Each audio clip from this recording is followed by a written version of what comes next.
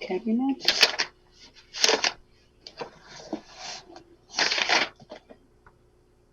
Page 426. Page 426. You have the curly cabinet book also, right, Valentina? I just received it. Okay. What you can do is next one is ABC. If you downloaded, we can do it ABC. Otherwise, we can go back to Scott's. I think it's better start with the Scott's company, if no one minds, of course. If no one minds. Okay. SD55. Just give me 1 second, Matilda. I cannot find my Kelly cabinet. Oh, curly cabinet, go to previous. Previous? Yeah, file previous. Go to file. And then open previous company. Okay. Then you have a list of companies which one you work with. Then you can open from there. You said page 426, SD55? Yeah. Okay, thank you. Yes. Give up. Because those three and assessing finance charges also. Yeah, you said you were going to teach us this in the next class. Pardon me? Last class we didn't get a chance to do this. You said you were going to teach us. Yeah. Today. And for finance charges you have to know. And these journals you have to know. That's what we are going to finish this and go back to Scott's. Anybody want to read it? Everybody ready for the Yes. curly cabinet? I am. Okay. Now you can read. Sorry, which page? One more, please. 426. 426. 4. Bank debit memo. Should I read? Yeah. From Woodworkers Credit Union, pre-authorized withdrawals were made for mortgage, $35 principal and $205 interest, and the total is $250. Bank loan $140 principal and $90 interest, $230 total. Long-term loan $225 principal and $180 interest, and $405 is total. Where to go? Reconcile. Pardon me? Reconcile? Oh, reconcile. This is, you're going to do the journal because in your bank statement, they charge mortgage and those kind of things. You are going to do the journal. Yes. Then, where to go? If you want to do the journal. Reports. They are paying, the curly cabinets company paying for the mortgage, right? Yeah. So vendors? We don't have vendors in the bank name. We have to do the journal. If you want to do the journal, general journal. Reports, we can do. Last time you did this.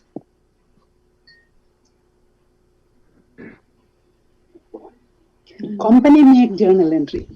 Go to company and make general journal entries. And in the general journal entries, you are going to write out the journal. Remember, Mafisha, Bina? Yes, I thought it was reports, not company. I just mixed it. The reports only for your financial reports. Yes. The journal, under company, you have make journal entry. Yes. Matilda, does that mean that when we do an invoice, when we create an invoice or we create a bill or we pay a bill or we receive payment, we post the receipt of a payment, it's not creating that in a journal automatically? You can create, if you want, you can create a vendor. I'm saying, isn't it automatic? No. What? No? We still have to do journal entries for, like, for example, for making a payment. We make a payment. If you memorize and ask it to do it, then it will do. Yeah. Only through memorized? Yeah. After you memorize the transaction, if you can do, if you set up for the automatic, then it will do.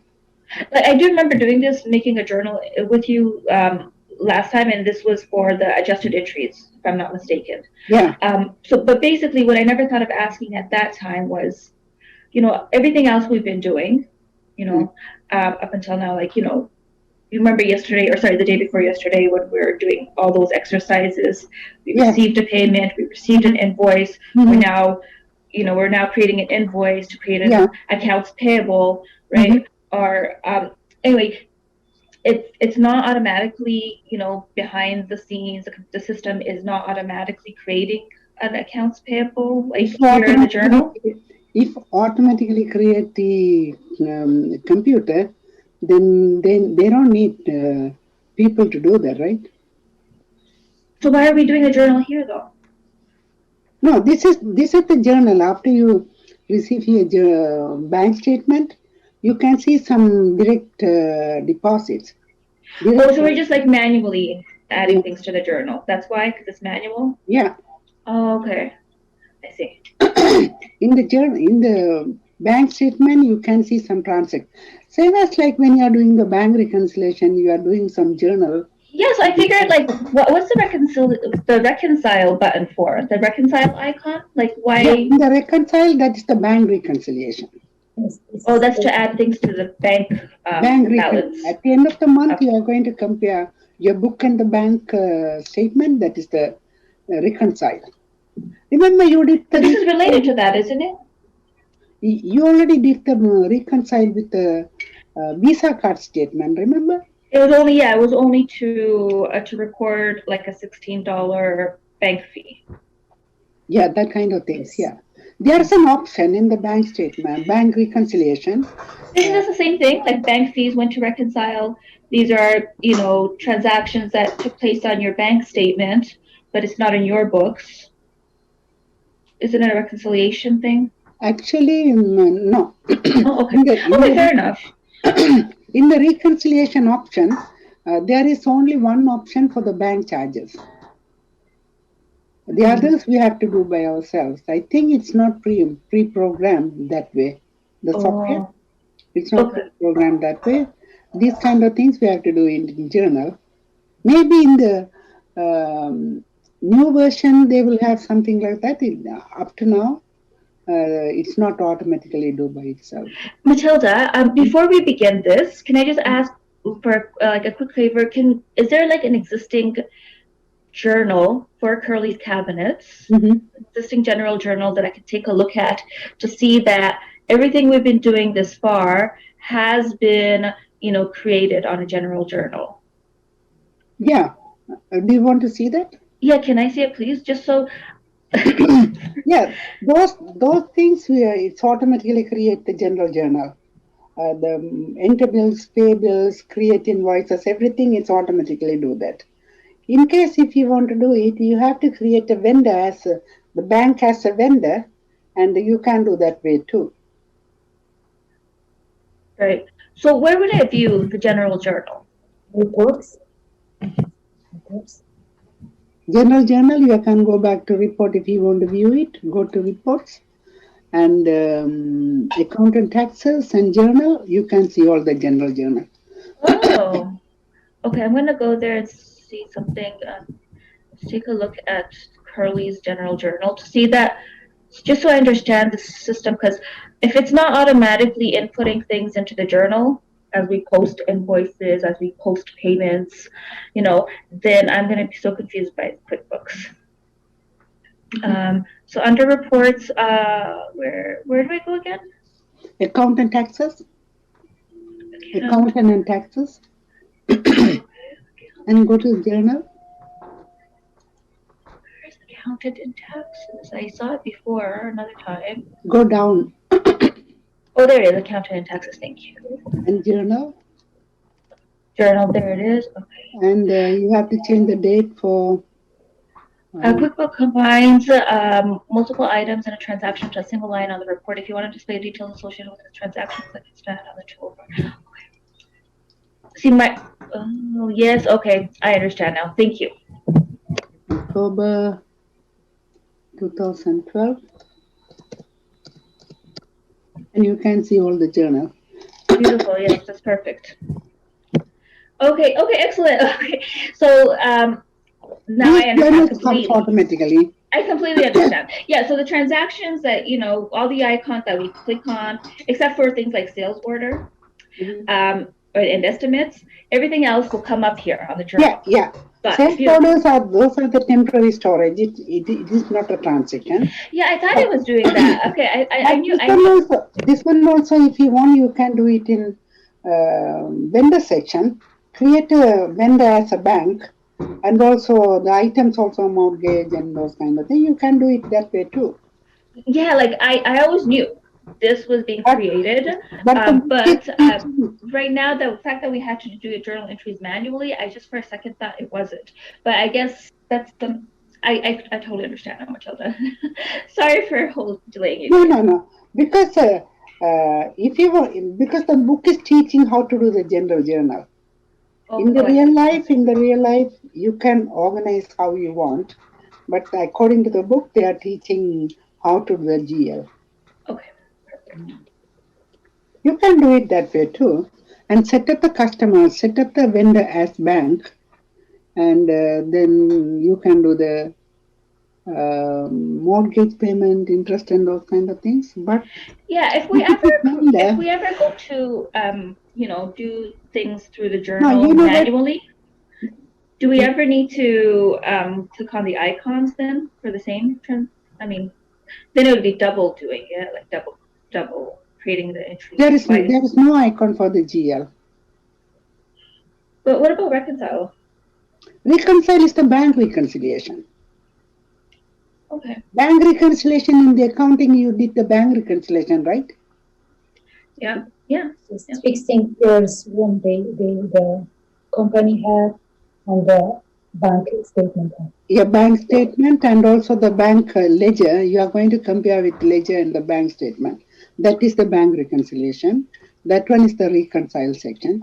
And also, if you set up the vendor also, in the vendor section, you can't select liability account. That one also has a problem. Okay. All right. It's automatically go to accounts payable or otherwise bank. Okay. So reconcile is, or the reconcile icon is used only for bank reconciliation. Any reconciliation. For example, visa reconciliation you did before when you are doing the visa payment. That one you went to bank reconciliation, reconcile, right? Yeah.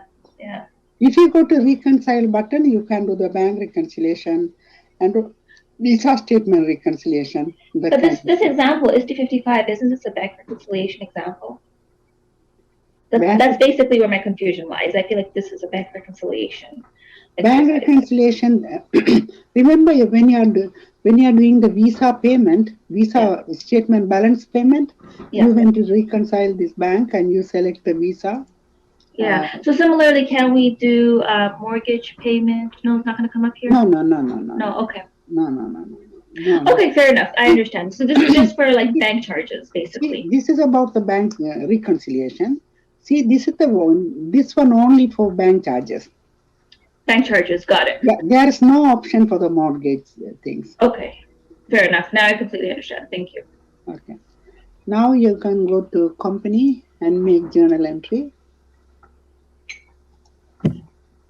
And now you are going to do mortgage, type in, then you will see a mortgage payable. That one is only $45. The memo is mortgage.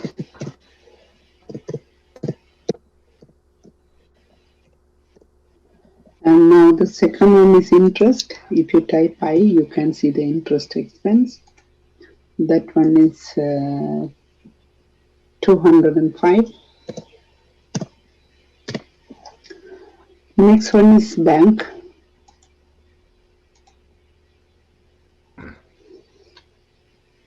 This one also easy. If you know which one is a debit and a credit, this one also easy. And actually the book is teaching how to do the GL. In case if you want to do the adjustments also, you have to go to GL. That one also you don't have any action,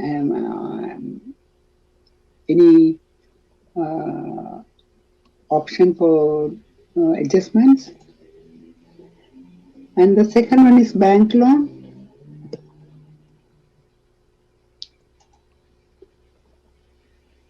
Bank loan is $140.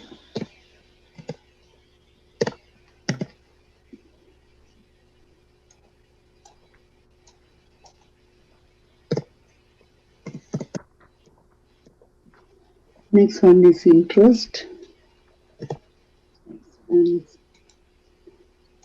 Interest expense is 90. You can do the compound journal, all the debits together, then the one account, one line for the bank. That one also you can do. But I think it's easier when you have everything separately, then you are able to see what goes where. Yeah. That one also good. Yes, Valentina. The third line is long-term bank loan, long-term loan. And that one is $225. And interest expense.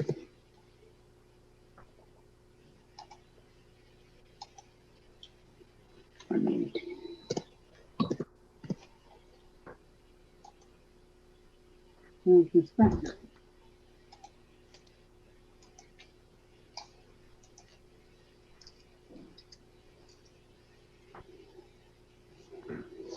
This one is 1. Are you okay? Yep. Any questions, Nafisa? No, I understand.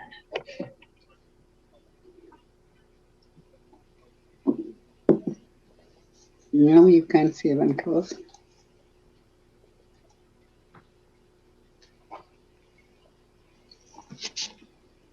The second one is, do you want to read it? Can you just give me 1 second, Natalia, because I haven't finished this one.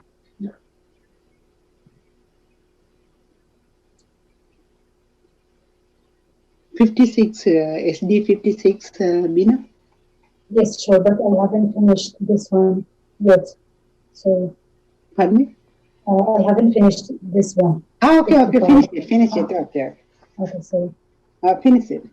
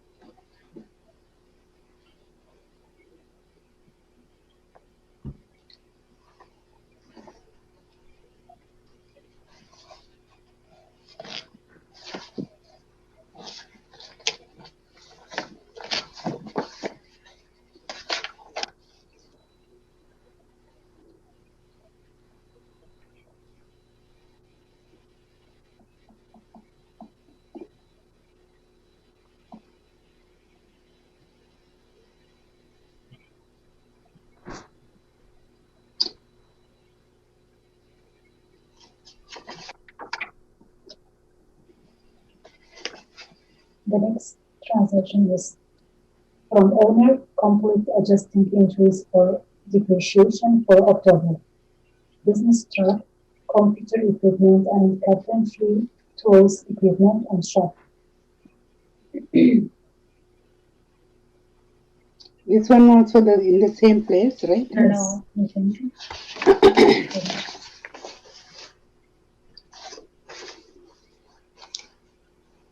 company make journal entry,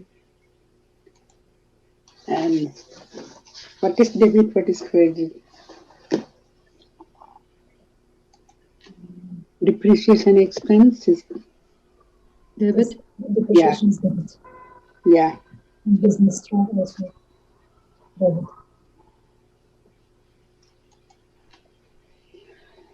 If you want, you can do all the accumulated depreciation and then come back and select depreciation expense if you want. That one also okay.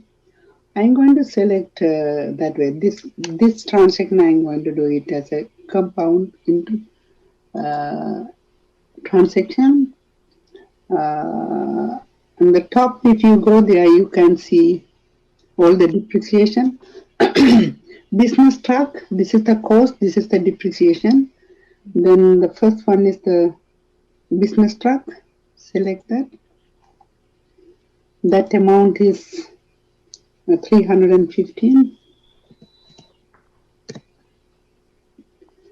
The memo is depreciation.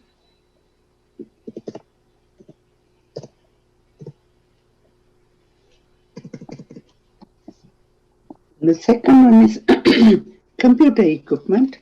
When we go to computer equipment depreciation.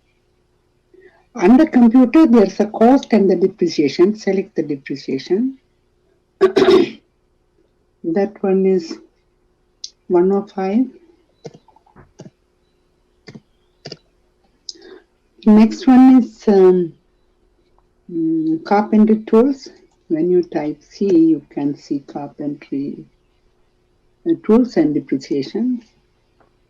That one is 400.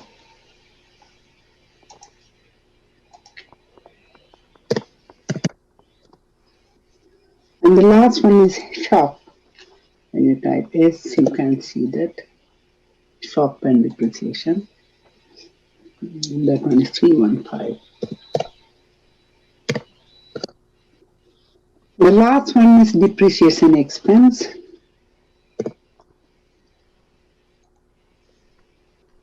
This also fine if you want to do it.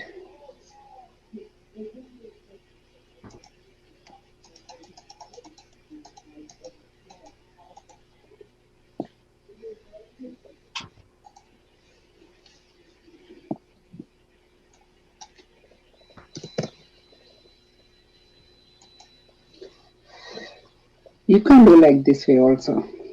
And Matilda, when in the actual general journal, it's going to do the debit first and list all the credits next. Yeah. Okay, so it doesn't have to be in order here, like in our. Actually, when you're doing the manual accounting, there's a rule you have to do like that way. The computer also, if you want, you can do like this way also. If you want, you can do the first line. Depreciation expense. Yeah, expense and depreciation. Accumulated depreciation, the second. Okay. Now, this time, next one is save and new. Then you are going to be the same screen after you finish.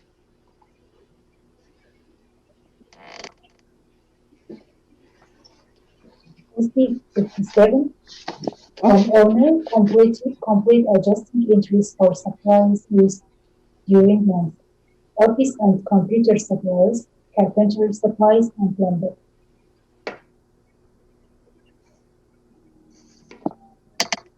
These are expenses. These are expenses, and you are going to deduct from the asset account. Yes. Same as like adjustments. Office and computer supplies used debit and capital asset account credit.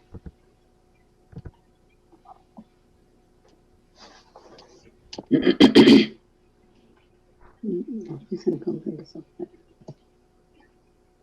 Office and computer supplies used, you have that one. That is the expense account. That one is 140.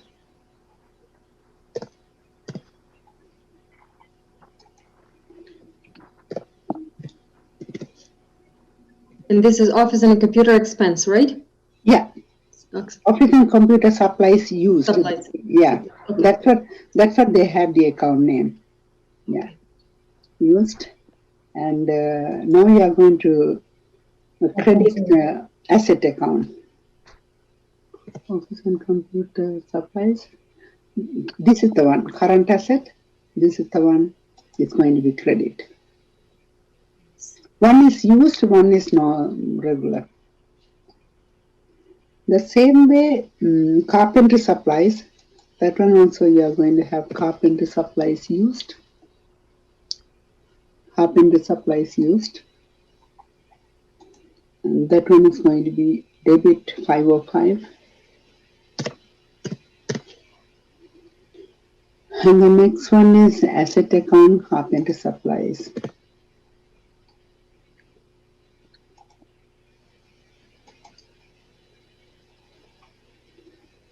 Next one is lumber.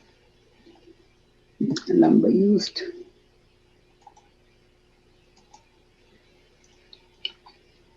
Mm, 2800.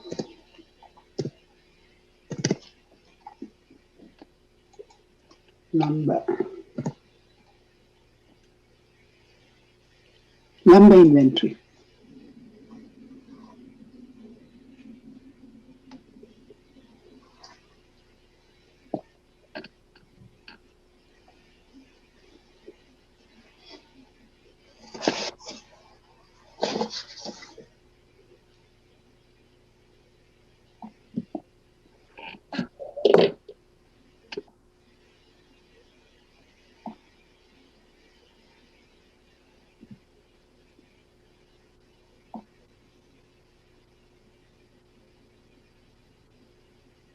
Matilda?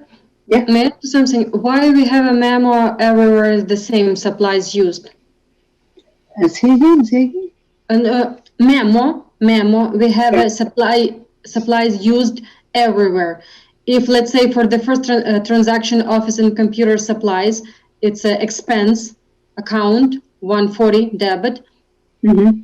So why a memo supply used? Supplies for them. Memo, because these are the supplies, yeah, right? We use the supplies. That's what. Okay. I think I know what you mean, Valentina. Okay. Change. Can we? No, I think because you know how in a general journal it's debit line and then the credit line and then there's just one memo. So can we leave the first line blank and then just do after we balance it on that line say supplies used? That's so much work. I don't think we need that many memos, right? For each balanced transaction, there should just be one. I mean, can there just be one, or on a test, for instance, are we going to lose marks?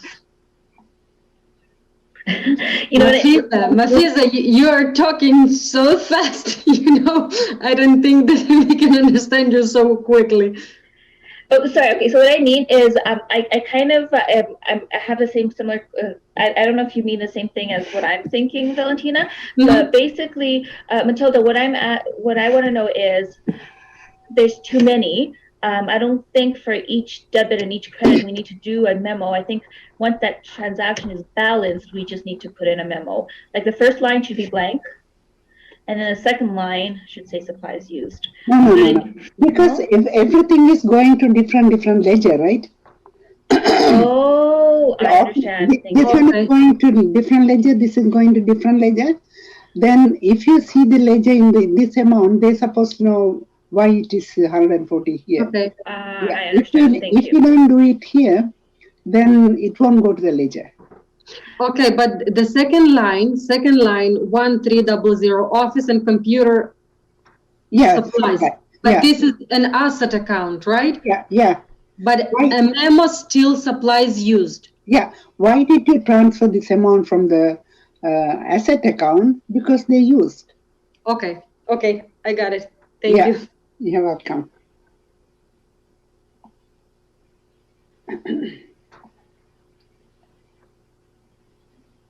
And next one, after you finish, assessing fine and charges. Okay, SD 58. From owner assess finance charges on bailer's overdue account. Interest on overdue account is entered from the finance charges icon in the customer section of the home page.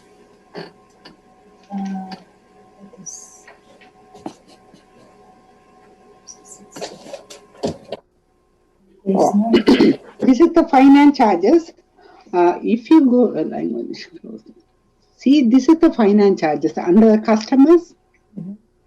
Under customers, we are going to charge for the outstanding invoices. If it is overdue, we are going to charge charges. According to the term, after 30 days, we are going to charge interest, right? That is the thing we are going to do it. Click on finance charges.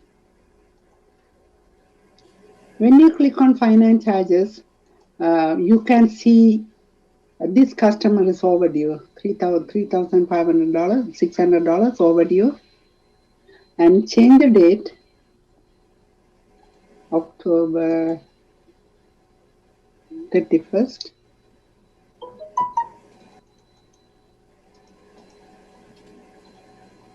$2,012.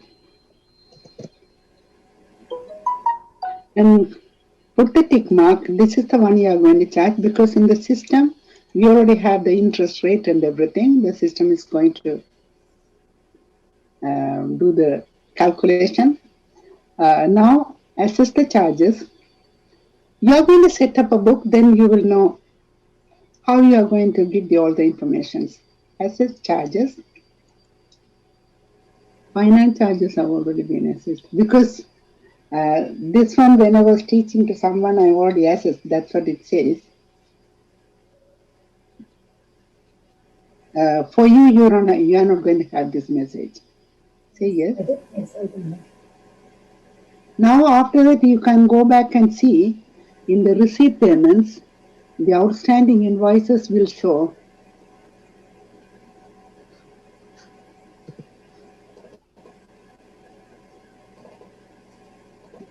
For me, it's showing 2 times because this one I showed to other students. That's what is showing 2 times. You can see only once. Yes. Matilda? Yeah. I'm sorry that I'm interrupting you. I have just received a text from you. Was it intended for me? If you download ABC Company, okay, this is the data you are going to use it. Oh, okay. Thank you very much because I'm just trying to read that and I just cannot understand what is this and what this is for. Because if you download, we can do the ABC Company. Okay. Then you don't have the data. That's what I send the data. Okay. Thank you very much. You're welcome. I make a copy and send it to you. Okay. Thank you. Okay. Now you understand how to do the finance charges, right? Pretty much. We will see on the exam day. No, the exam is going to be easy. I want you have to have a confidence with QuickBooks. That is my goal. But the exam is nothing. No, I just want to confirm finance charges is we're charging interest on the customer? We are charging interest for this is the outstanding balance. Okay. It's overdue, that's what we are charging interest.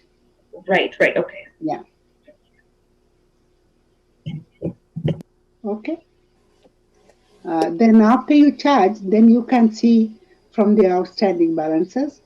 This is the balance and also this is the interest. When you are sending the statement, these two is going to show in the statement. Okay. Okay. Understandable. Yes. And Matilda, excuse me, Matilda, why do we have two finance charge for the same day? Finance charge 1 and finance charge 2. Oh, I told you. You do it twice? No. Yeah, I did twice because this one I already did with the previous class. Okay. Thank you. Yeah, because I am teaching QuickBooks for 3 batches. One of the batch, this one I already taught to them. That's what it shows. It's only once. In your book, you can see only once. Okay, Are you I okay? just want to know. Thank you. Okay. Yeah. I'm good.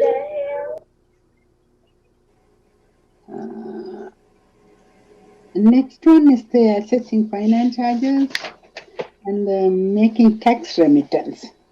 Tax remittance, HST also, if you want to remit to Revenue Canada, that is also you can do from here. That one is, this is the sales tax button. When you click on sales tax, then you can file sales tax. Then you can see your calculation, and also you have to see the date. The date is going to be, oh no, read the memo, then we can continue. Okay. SD 59. Prepare the HST return and write check number 511 in remittance to the Receiver General for HST payable as of October 31st, 2012. Could we read that whole intro, making tax remittances? Pardon me? Is that important? That information, Matilda? On top of that, on top of the memo. Oh, if you want to read it, yes. Okay. Is it anything important? If you want to read it, that's fine. It's good. Okay, after a business registers to collect taxes from customers, it must report on and remit these collections to the government on a regular basis. Depending on the size of the business, the reports may be required monthly, quarterly, or annually. With annual reporting, quarterly installments may be required as well.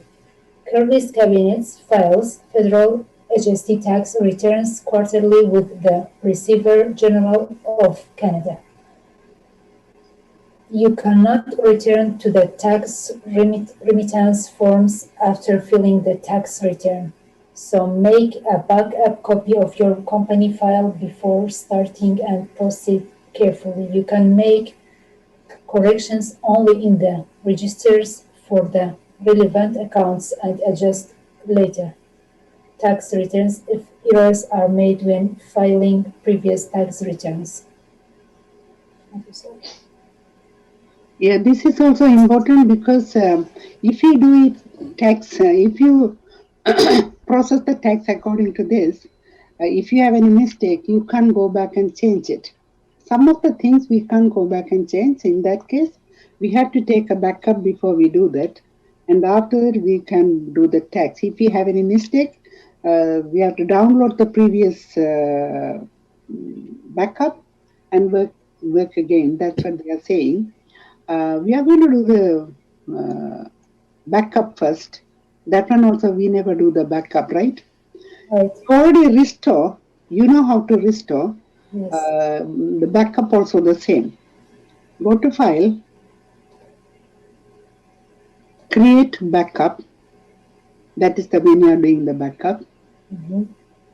When you create backup, you can see online backup and local backup. If you want to take a backup in your USB drive, then you can go back to local backup.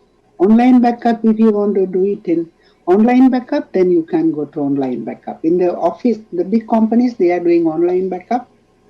They already set up the online. Then when you go there, you can see where you are going to take the backup. But we are going to do the local backup now. Mm-hmm. Go to next. Now you have to say where you are going to save it. Browse it and you can select where do you want to save it. For an example, do you have USB drive or if you want you can backup in C drive or desktop somewhere else to practice. But in the real life, you are going to take it in a USB drive. So Matilda, we're backing up right before we file our taxes so that we know what information was sent to the government. Is that why? No. The whole book we are going to take backup. Because if you want to send up if you want to calculate the tax, if we find any mistake after the calculation, we can reverse this. In the right. system, we can't reverse. That's what we are taking backup. If we made any mistake, we can restore the backup again and do it again. Right. Okay. That is the reason we are doing the backup. Otherwise, you have to take the backup every day. If you have lots of transactions, you have to take the backup. Otherwise, in case if you have any problem with the computer next day, then you will lose all the data. That's what you have to save side. You have to take the backup. In the accounting department, that is the kind of rules. You have to take a backup. Next. And now I am going to save it. Sorry, I have a question. Yeah. We have to take a backup for every transaction we do? Not every transaction, every end of the day. So every end of the day? Yeah. Okay. Depends. If you have a high volume company, end of the day you have to take the backup. Sometimes if you next day your computer collapse, or if you can't able to find go to the computer or something, you can use that backup in a different computer. That's what you are going to take backup every day. But if it is medium company or small company, you can take the backup. Depends. Every week or every other week or something like that. Right. It's just to save basically your day's work. Yeah. Just to back it up in case Yeah. cases of any errors, any problems. Any problem with the computer next day, you have to take the backup. Got it. Actually, I am taking the backup if I have more transaction. I am taking the backup the same day. Otherwise, I am taking the backup every 3 days. Yeah. Because I was thinking that because I think a lot, and I was like, if ever there was a disgruntled accountant, they can screw over their boss if they got fired, for instance, or anything by just deleting all their work. They could be like, you're firing me. Yeah, well then you don't get to keep my work. They could just but if they back it up, well, I guess they can also delete the backup files. According to the rules, the company always they have backup in the server. It's already even in working cell center, automatically it's taking backup every day. The system, because they already set up in the server. But I am taking by myself also backup in 2 CDs. One is for Marina, one is for me. In case if anything happen, somebody can do it in the different computer. That's what. This is a kind of rules. In accounting department, we have to have that backup. Okay. Otherwise, we will lose the history. Yes. All the history is in the system. Next. And we are going to find out where you are going to back up. I am going to back up in desktop somewhere else to show you. But CD is the better one. CD or USB is the better. I'm going to take a backup on the MCA. Okay. Say OK. Now it's going to desktop under MCR. There's a folder. Say OK. Do you want to change the location? No, I'm going to use the same location. Next. Save it.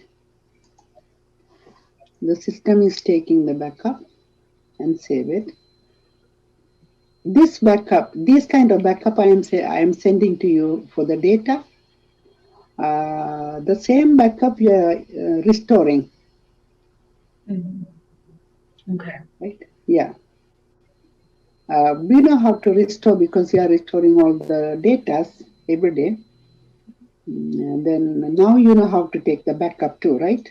Yes. In case if anything happen, when we are doing the tax return, if we made any mistake, we can't reverse that entry. That's what we are going to restore this file and do it again.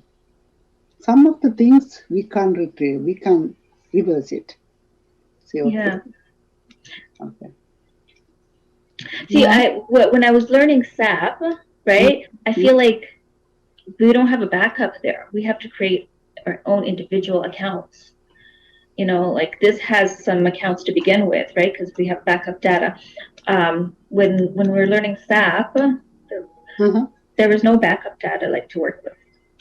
Well, that one is online system, right? Oh, okay. That is the SAP is the online system. This is the. That's why I started thinking. I'm like, if I ever have to work in a situation like that, then that Yeah. means there was the previous accountant was disgruntled and deleted everything. Yeah, I know. This one is the standalone software. Then you have to take a backup for your safety side. Even though company is taking the backup, you also have to have a backup. By mistake, if anybody open the computer and delete some transactions, that's what you have to keep one backup for yourself too. Okay. Okay, now we are going to do the tax returns. In this case, go to reports under sales tax and click on the sales tax. You can see sales tax, manage sales tax, not manage sales tax. Click sales tax, tax agency report, tax agency report. And now you are going to change the date to October from which one? This says HST return check 511 remittance revenue general HST payable on August 31st. But October 31st. October, yes. That one is October 31st, but starting from where? Starting from August. August 1st, 2012. But we just released it. And this one is October 31st, 2012. But it's not going to match with the book because you haven't finished all the transactions. In that case, it's not going to match with the book. In your book, I think you have different amount. If you see 430 page 430, the balance is different from our balance because we haven't finished all the transactions. Yes. Right? Yeah. Yes. In that case, double click on tax collector. This is the individual tax. This is one is tax payable, one is tax collectible. You can see that. This is 5515. Okay. Next one.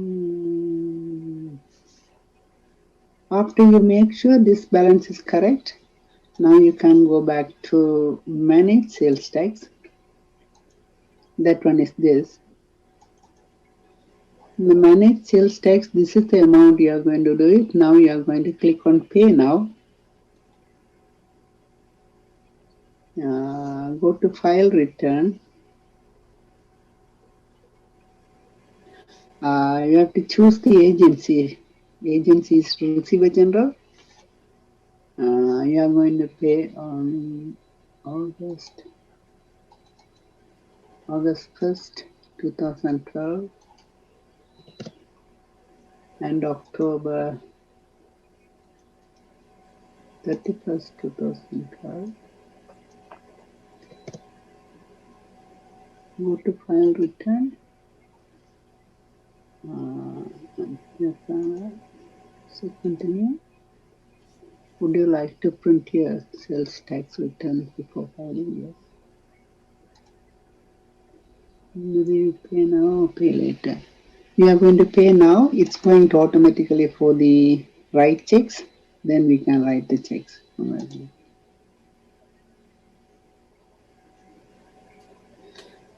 Oh, this is the HST receivable. Click on, and now you can print the check from here. You understand, right? Actually, I didn't understand this part. Thank you. Oh, you didn't understand? Okay, I'm going to start from the beginning. Yes, thank you. Okay. The first you have to go and check our taxes. Go to sales tax. How often we are paying sales tax, Matilda? Because every sales order or how we are remitting? How often we are remitting? How often? Yes. Exactly. Depends because Revenue Canada they decide according to our tax returns last year. Okay. If it is more than 5,000 per month, we have to remit every month. The big companies they have to remit every month. Some company they are quarterly, some company they are annually. Depends on the volume of the company. Revenue Canada they send the letter every November how often we have to pay. So every company is different. Depends on the volume of the business. If they're paying annually, quarterly, or monthly. Yeah. Okay. Depends. Yeah. Depends on the amount of the payment. If it is more than 5,000 per month, every month we have to pay. Okay. Some big companies they're supposed to pay every month. Some company quarterly. Some company annually. But small companies always annually. Medium companies quarterly. Something like that. Go to sales tax. Then you have to go to manage sales tax to see how much is the, not manage sales, sorry, tax agent report. Manage sales tax, tax agent report. Go to tax agent report. Then you can see the report. You have to select the date, which one, from when to when you are going to pay, quarterly or monthly or whatever. You have to select from the date. Right? When you select the date, you can see how much you are going to pay. Because I already paid, that's what everything is zero now. Do it in your computer, then you will see the balance.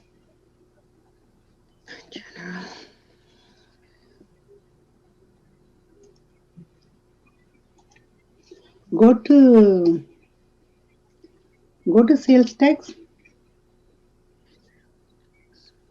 Click on tax agent report, agency report. There is two. One is detail, one is report. You can select report. And the report, you have to choose the date. If it is quarterly, you have to choose 3 months. If it is annually, you have to choose year. According to this, it's the quarterly. That one is August to October.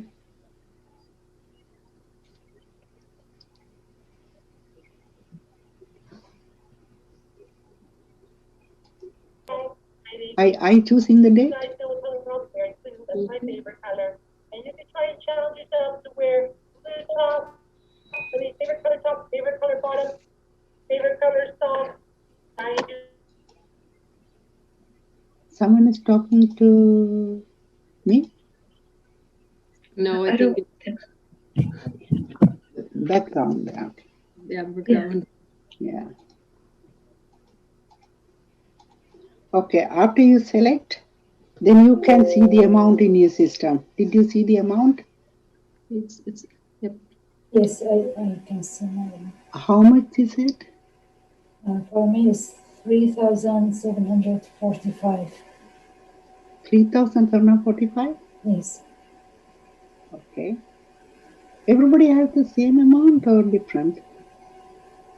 I selected from 32nd August 32nd, 31st, sorry, 31st. August 1st. August 1st, okay, I just... That's what your one is less. August 1st to October. Yes. I got the same amount. Okay. Then double click on the amount to see your detail. This is for you, for the detail. It's not the process, but you want to make sure. Check the detail. Oh, wow. It's too much to check. Yeah, like you have to see before, because this is the government information, right? Yes, yes. You have to make sure before you send everything. That's what you are checking. So this is kind of... Matilda, did you get here? Pardon me? Sorry, Matilda. Yeah. How did you bring out all this? Sorry, I missed it. Double click on the amount. Want to see the Okay. bottom of the amount. Okay. I want to see if Yes, it is okay or not. But okay. sometimes they have to print it and see whether it is right or wrong. Because with the government, Okay. you can play with them, right? And after that, now you can close this and go back to manage. Now we are going to send it. Go to manage sales tax.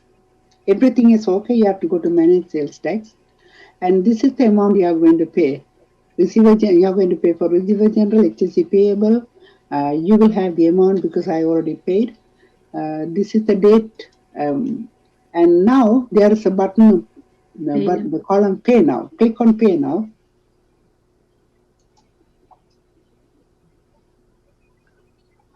After you click on pay now, there is a file return. Click on file return. Then file online or file paper. Which one you want to choose, you can choose. Then you can continue. Because you're going to submit your reports in online. Otherwise, if you want to print it in paper and send it to them also. Now continue. But we can do, Matilda, that can we print it out the paper based for us, for ourselves? Yeah. Online. Yeah. Okay, so first we can print it out, right? And then online. Yeah. Then do you want to display the message return? Because I already submitted the file return, I'm going to have 0, I think. See this? No. And now go to file return. Click on file return. Oh, that's all. Because I think you have a dialog box about the payment. For me, I didn't have anything because I have 0. Yeah, and it says it's not going to work online. You have to select the second one. Not online, the second Online is not going to work. Paper. Yes. Because it's not set up for the online. Yes. Continue. Would you like to print and sales returns before you? I'm not going to print. And you have 0 balance, no payment. I think you have balance. If you want to, it will ask, do you want to pay? Then you will say okay. Then you will see a pay bills screen.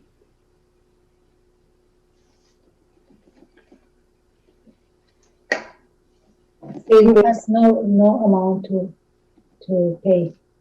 No amount? Why? I don't know. You have 4,000 something.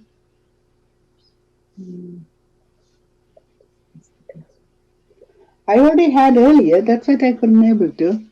Let me see.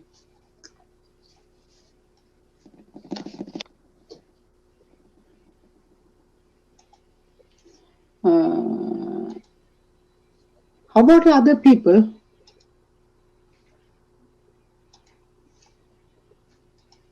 I can't see from the payables. Go to payables and see.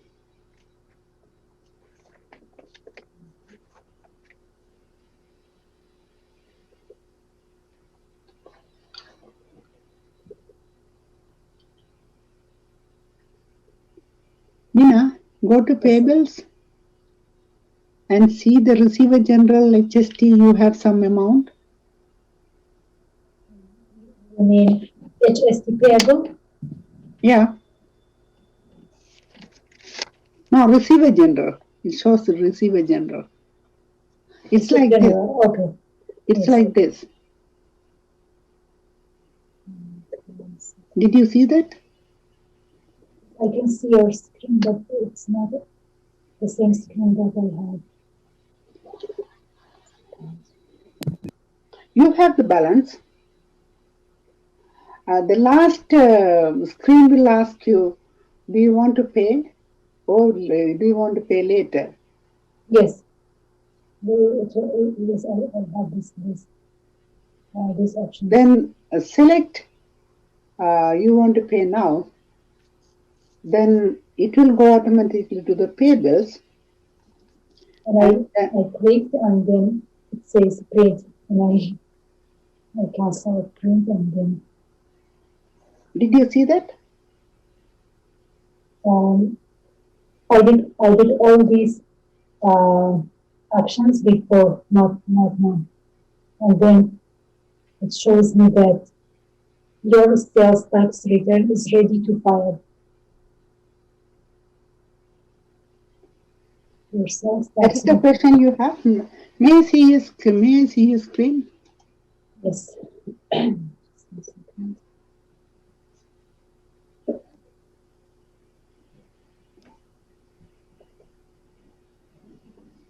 Can you see my screen now? Go to file return.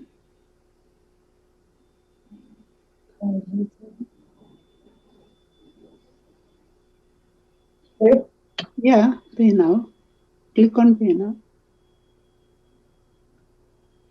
It says because I clicked and then I continued.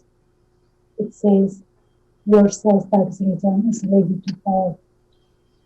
Oh, you already have that. Then close this one.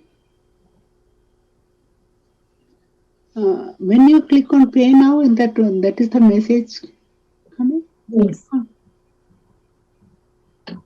Yes, I think I already done this. Oh, no, this is the print return. Go to print return. Print return. Yeah. And preview. Click on preview. I want to see the amount. Yes, zero. Zero balance. Why? Okay, close this screen, close this, and go back to pay bills. Let me see. Close this. Close this. Close this again. And go back to pay bills. Pay bills. Here. Pay bills. See, you have it. Yes. You see, it's already in the pay bills. See. Okay. Yes. This is the one you are going to pay. Okay. Now, if you want to pay, you are going to. If you want to print from the system, you can say to be printed. To be printed. And Okay. selected, and then you can print it and send it to them. That is the way. Okay. Not those. Okay. Only receiver general. Receiver general. You are not going to print now, but if you want to print it, yeah. And click this Select here. those. Yeah. Done. Yeah. That if you want to print it, yes. Okay. And then if you want to see whether you print it or not, go back and check the write checks and the previous, then you will see that. Okay, thank you so much. Share your screen, let me see. Okay.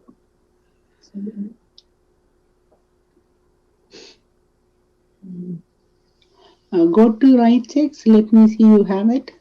Write check. And go to previous here. No, you didn't print yet, right?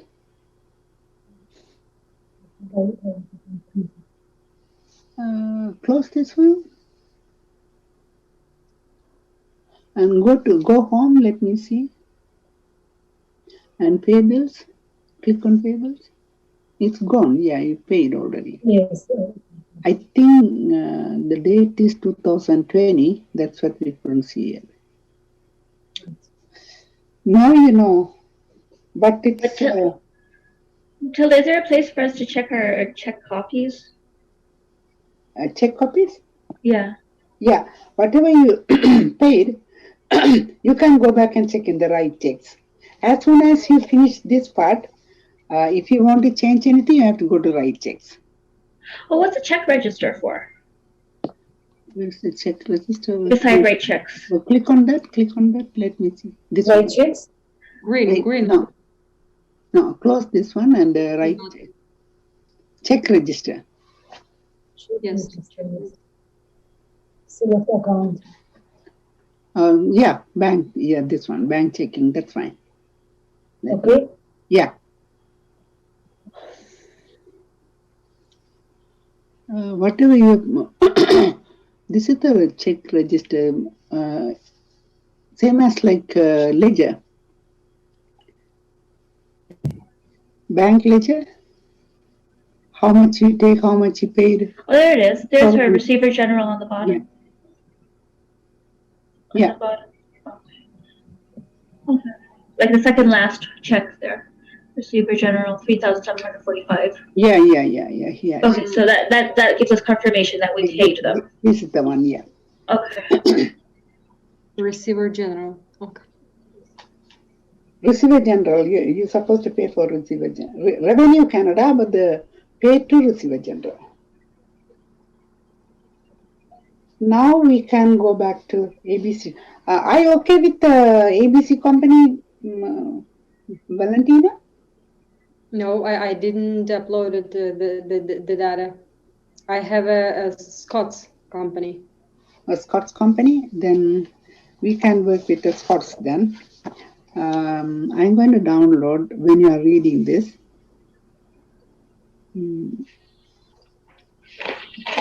I didn't download, I'm going to download now. Okay, somebody want to read Scott's total? Which page? Page 529. Samar, can you start with objectives? Sorry? Can you start from objectives? Yeah.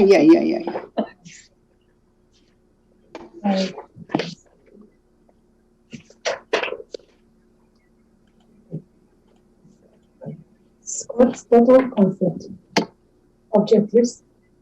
After completing this chapter, you should be able to prepare paychecks for hourly and salaried employees. Enter time taken for employee sick leave. Release accrued vacation pay and time. Pay and recover advances to employees. Pay payroll liabilities. Edit and review payroll transactions.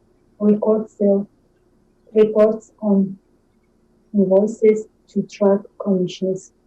Correct payroll journal entries after saving. Understand automatic payroll litigation. Pay sales commissions to employees. Display and print payroll reports. Company profile. Scott's total concept in Victoria, British Columbia is owned and operated by Jennifer and Heather Scott. After completing their degrees in interior design and landscape architecture, respectively, the sisters started their business together. They offer complete interior home and garden design work, from concept design to completed project. Although some customers use only one part of their business, either interior design or landscaping, many especially buyers of new homes take advantage of both services. Scott can provide.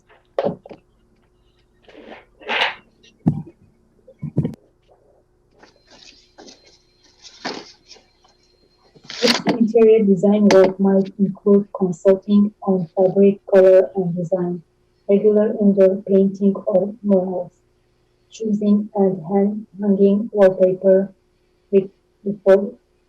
upholstering furniture, and making drapes. Scott can also design complete period restorations. Scott's landscape design work often includes installing stonework, selecting and planting trees, shrubs, and perennials, and designing and building waterfalls and ponds. By emphasizing native plants, Scots often creates lower maintenance gardens. The sisters have recently purchased office and workspace, but they still use their own garage to store the turbines and most of the landscaping equipment. Most of the landscaping tools are stored in the vans. The moderate but Victoria climate makes it possible to continue outdoor garden work into late fall. Scott's business late in the year is a bit slower than during the spring and summer months, so employees take most of their vacation time in late fall and winter. No employees have taken vacation time yet this year. Scott's total concept accepts cash, checks, and Visa in payment, with discounts for early payment and finance charges for overdue accounts. Accounts set up with regular vendors often have favorable payment terms because of the volume of business supplied by Scott's. A credit card is used for some business purchases. Customers pay 12% HST on all purchases and Scott's pays HST on all business-related purchases. At the end of September 2012, Scott's is ready to enter transactions in QuickBooks after using the following information to convert their manual accounting records. According to this company, you are going to study how to do the payroll. If you go to page 538, and also this is the payroll section. This one you understand about vendors and customers. We are going to start payroll section today. In the payroll section, if you want to see the employees, this is the button. You have to click on this, and you can see the employees' names. If you want to see the employees' information, you can click on this, and you can see everything: address, contact, additional payroll information. All the information you can see from here. If you want to set up also new employee, then you can set up new. Go back to cancel and new employee, and click on a new employee, and same as like the vendors, you have to set up everything. But in this case, you have to select if they have any deduction or something like that. You have to set up that one also. But if you go inside, you can see how to set up. Now we are going to start doing the payroll. That one is 538, page 538, SD1. SD1. Is the employee time summary sheet, date October 1st, 2012, for the pay period ending September. We have this. Yeah, these are the columns.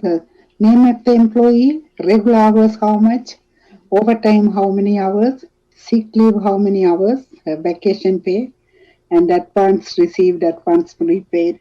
Some people, if they need some money, they are taking advance. That is the advance payment.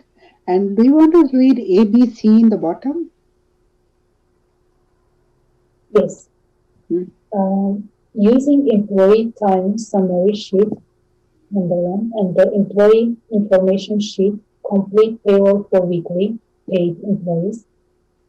B, issue a 200 check advance to Serge Trapper and recover $50 from each of the following 4 paychecks. C, manually prepare checks number 521 and 522. Do not use computer-generated checks. Okay. Now you know how many hours the regular work and overtime and everything according to this table.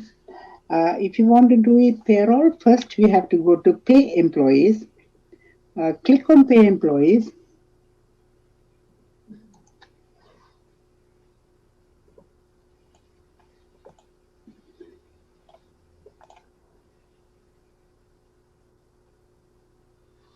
Then click on Pay Employees here. When you click on Pay Employees, you can see all the employees here.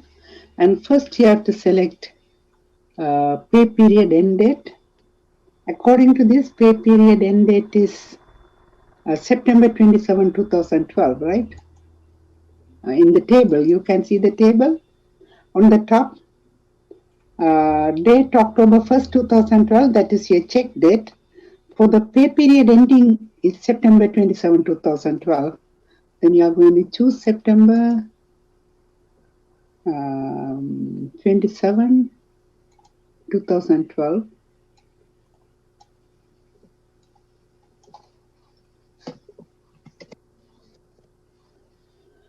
And check date is October 1st. Everybody's doing this, right? Yep. Okay.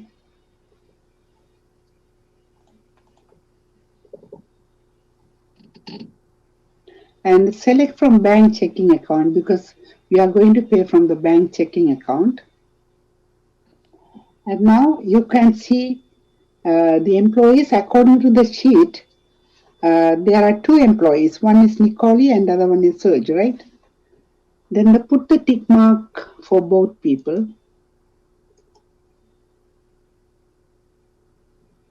After you put the tick mark, you are following, right? Doing now, right? Yeah, Okay. I'm following. Matilda, I just have a question to you. You have on your screen enter payroll information. How did you get there? Because I don't understand. I opened the window employee information. What's next? Which one I did? I'm going to show it again. Yeah. Okay. The pay employees. Go to pay employees.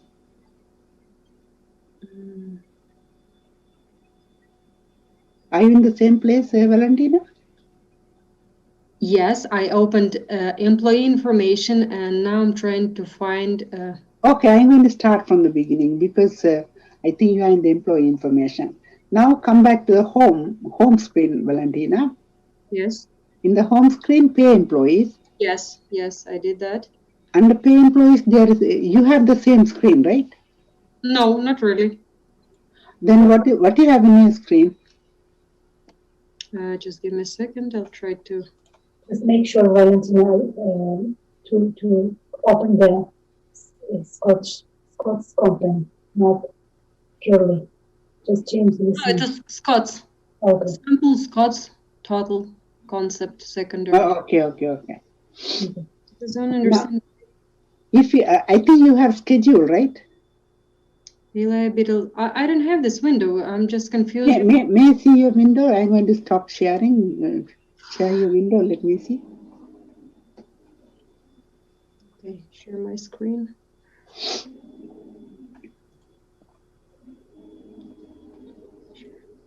That's what I have. Employee information. Are you able to see it now? Yeah, I can see. Close this one. Okay. Here it is. Pay employee. Yeah. And that's what I see. Pay employee. Why you have this one? Close this. This one. Close this. Let me see. I'm closing. I think she should go to the payroll. Again, click on this pay employee. Yeah, she's in the pay. And can you see on the left side, employees transaction and go to payroll? No, this one in the you column. Bring it down. This can you bring it on the screen? Let me see. On the left side column, where you can see the employee's name, and go to on the top next tab. Yeah, down. Employees. Sorry, back. No, that one is the employee information. Yeah, employees transaction next to the payroll. Next payroll. Here's the payroll. No, that is not the place. Why you have this like employee center charges? Paychecks. Let me see.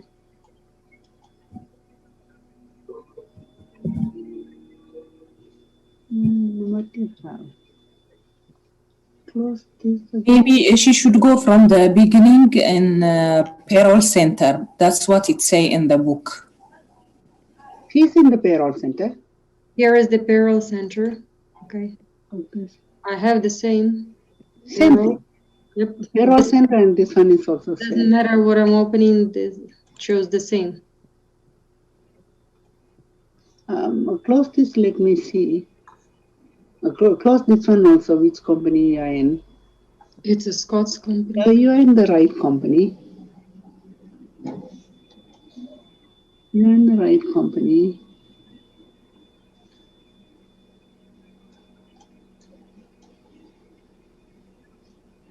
What happened? Pay employees, pay liabilities, payroll forms, payroll center. Click on this one. Valentina, yes. Pay employees? Yes. Yeah, that is the pay employees. Yes. Yes, I know. Just click on this little arrow in the right hand side. Sorry, but I can barely hear you. Could you please? Yeah, the right hand side. Yes. Can you see this little arrow? Yes. That is the employee information. That is about. See, you know what, ma'am? You are in the payroll. Okay, this one is close this. Because you are here, this is the one you are opening. That is the one is here. That one is. Let me see.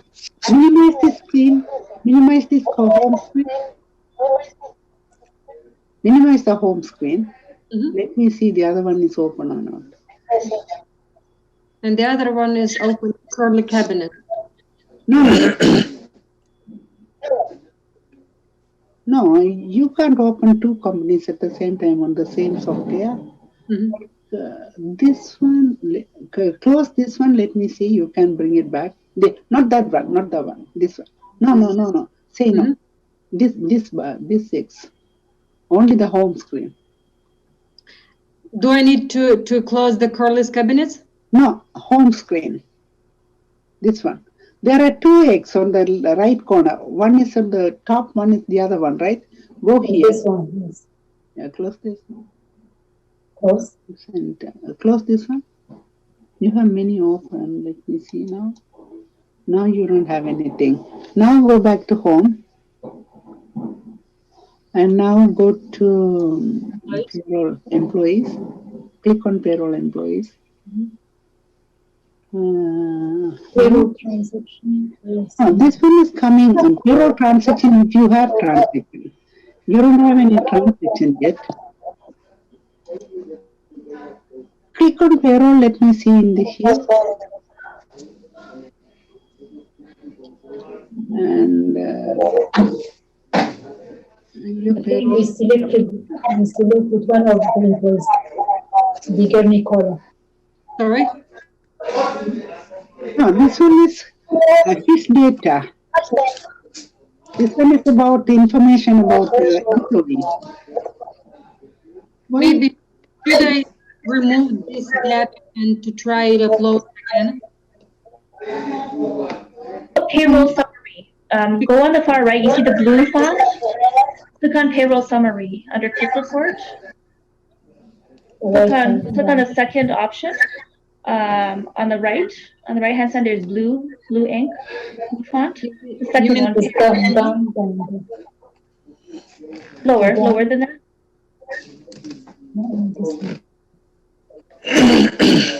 These are reminded. No, they're higher. See, this is the employee information. Same as like vendor's information. This is the employee information. He's supposed to go to payroll. I don't know how it is made. Okay, the Valentina. Okay, not the blue arrow or anything. There's blue writing. Click on the blue writing. Your cursor is very close to your mouse is very close to it. This payroll summary. Yeah, click on that. Okay, now go back. Try the other one. Payroll transaction details. No, she doesn't have any payroll transaction. No. Okay. She doesn't have any payroll. She's going to do the payroll. Maybe she got different backup file. Close this. No, the same backup I send it to everyone. Okay. Close this again. Close this. Why it is let's see example.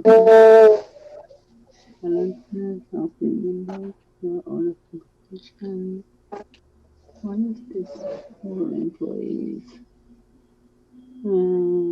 Process payroll forms. Click on payroll center now. Let me see. Here. Let's see. You cannot run payroll secondary QuickBooks for the primary QuickBooks window then. How many times you open? 2 times? You mean Scott's company? Yeah. I don't know. Yeah, 2 times. No, close this and open again. Close the QuickBooks and open again.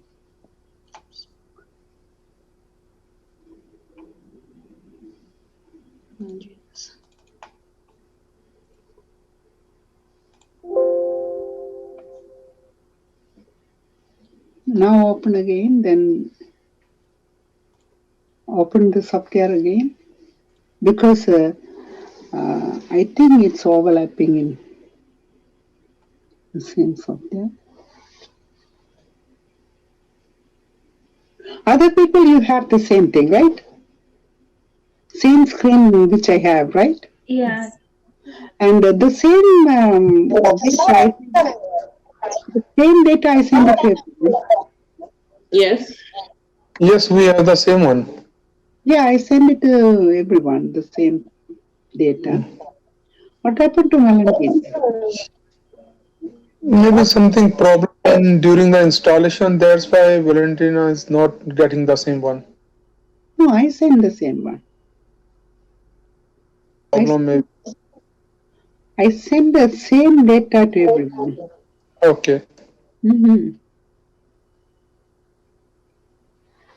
I send one email to everyone. People, they use the same data. And I'm using the same data too. Can you share the screen, Valentina, again? I have opened it once again, and what I see, the same, I believe so, the same information it was before. Could you share your folder, share your screen? Share my screen. May I see your screen, Valentina? Yes. It's giving the same thing. This is about, see, new employee, manage employee. This one is the employee informations, not the payroll section. I don't know why it is. Okay, I will try to delete it and to upload once again. So maybe it's gonna work. Just show the information about one employee. Just Digger, full name Digger Nicola. No, this is the information about them. We can't do the payroll here. Manage employee information. This is after you finish. That's okay, you can continue to do it on your screen. That's okay. I will delete it. I will try to upload it once again. This one is after you finish your transaction. If you want to see the transaction and all. I would like to take a look how you are doing. I bet I will do that, on my own in the evening. I just don't want to tell the time because it belongs to everyone. Yeah. Okay. Thank you, Valentina. Could you stop sharing the file screen? Okay. Now I'm going to share my screen. Okay. Now people are here, pay employees, right?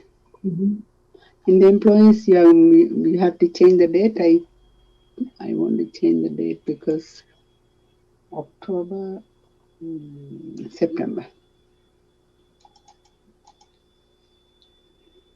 September 27, 2012. And this one is October 1st.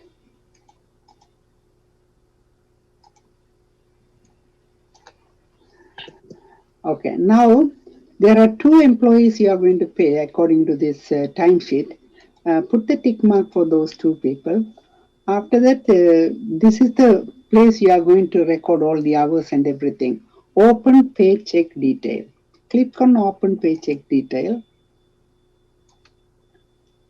This is the one we have to use for the timesheet information. Valentina? Yes, I'm here. Yeah. And now, see, the hourly wages is $14, overtime wages is 21. This is the hours you are going to put in.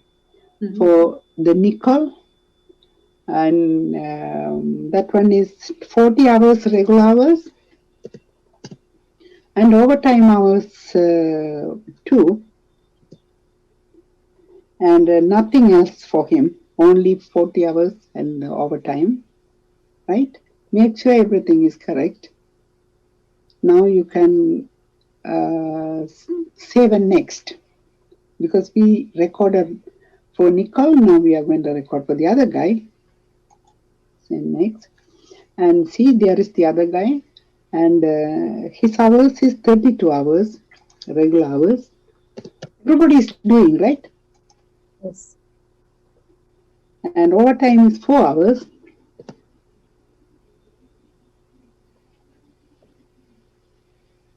And see, he's getting paid for sick leaves.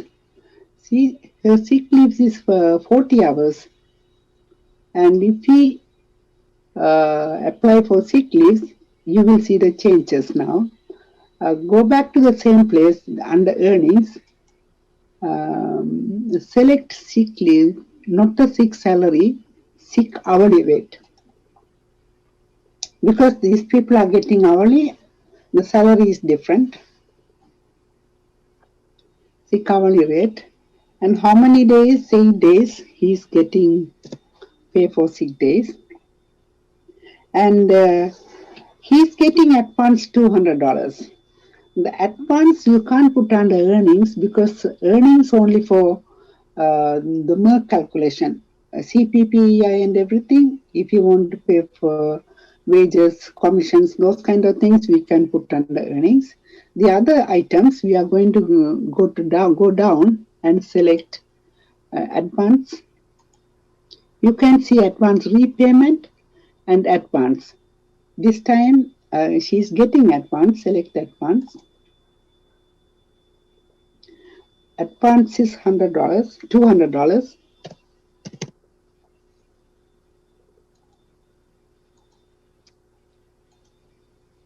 Oh my God.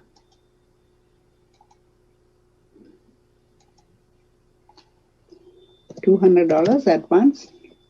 So there is advance repayment basically a deduction from the employee's paycheck? After that, yeah. Now she's taking advance. She or he taking advance. In the next 4 paychecks, they are going to deduct $50, right? At the time, we are going to use advance repayment. Next paycheck, we are going to take the next paycheck. $50. Yeah. They have to pay us back. Yeah. Only $50? And that's what they are saying, like. Oh, right, $50 for the following 4 paychecks to add up to $200. Recover $50 from each of the following 4 paychecks. Got it. Yes, next time. Now everything is okay. Now we can save and close. No, wait. Yeah. Click save and close. Now we record all the hours and advance and everything. After we save and close, print paychecks. Continue. Click on continue. When we click on continue, there's a warning. Say okay. Great. Now we are going to create paychecks.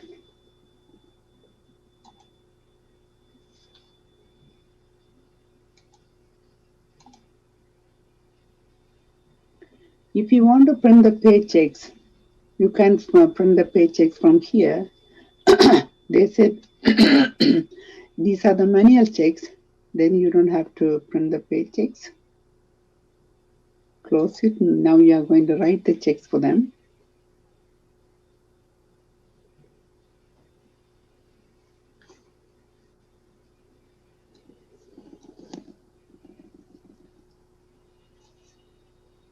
That's it. You are going to write a check. It's going to update. If you want to see the journal, you can go and see the journal. Matilda? Yeah. Sorry, I would like to ask you something. If let's say the company makes a direct deposit, so then we are printing out the pay stubs only, right? Yeah, only printing pay stubs. We have to set up with the bank for the direct deposit, and we have to send the list for bank. Bank will deposit everything. Okay. Yeah, and pay stubs only you are going to print it and give it to Employees. Employees. Yeah. Thank you. Now employees, and if you want to check the journal, go back to counter taxes and journal. Then you can see the payroll journal from 12 October.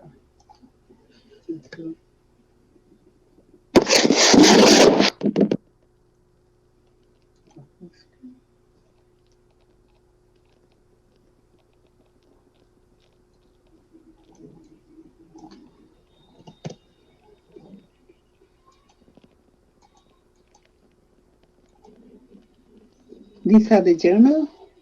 You can see the journal, but actually doesn't it's not calculate CPPI and those kind of things because we don't have that update for the CPPI. So we just have a We have the software has to update with the Revenue Canada. Mhm. This is the learning software. That's what we don't have those CPPI and everything. These are the deduction, payroll expense deduction. That is the company's deduction. The Merck didn't calculate properly, but in the real life, the system will automatically calculate because the software company, they are updating every 6 months from Revenue Canada, the calculator, and we're supposed to pay for that $400 per year or $400 for 6 months or something. Then they will send the update file. We have to update our software. Then the system will calculate. We don't have to worry about anything about CPPI, right? But this is the way you have to calculate payroll. Matilda, with the advance, will the system automatically remind us on the next paychecks to recover the $50 from Surge, or is there a way to set up a reminder? Actually, I don't know. We can. It's something that you just have to manually set up a reminder to do. Yeah, we can. Okay. Select and if you memorize, we can do that. First time when you memorize, then you can use the same thing, and only the hours you have to change it. After you bring back the memory. Okay. Payroll also you can memorize in the list. Okay. The first time especially the monthly payroll, it's not, there is no changes the whole year, right? In that case, you can memorize the run transaction. Every weekly or bi-weekly, you can choose from memorized transactions. Okay. That one is easier. And in the memorized transaction, you can put $50 minus for then after four payment, you can delete that in the memory transaction. Okay, next one. Next one is entering payroll items. That is fine. Next one is 548, page 548.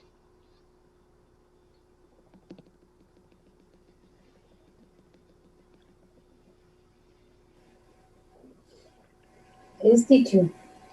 From owners pay all payroll liabilities outstanding from January 1st to September 30. To receiver general federal income tax, EI company, EI employee, CPP company, CPP employee. To Minister of Finance, medical company, medical employee. To Workers' Compensation Board, WCB. to Haida Investments Inc. CSB Plan RRSP. Issue checks number 523 to 526 to these agencies in payment. The payroll center should still be open. Payroll liabilities are paid by selecting the Pay Liabilities icon in the Payroll Liabilities section in the Payroll Center. Okay, now we are going to do the second SD2. SD2 is we are going to send the CPP, we are going to remit the remittance, CPPI, and also other deductions and everything. In that case, we have to go to Pay Liabilities. Click on Pay Liabilities. When you click on Pay Liabilities, we are going to give the date.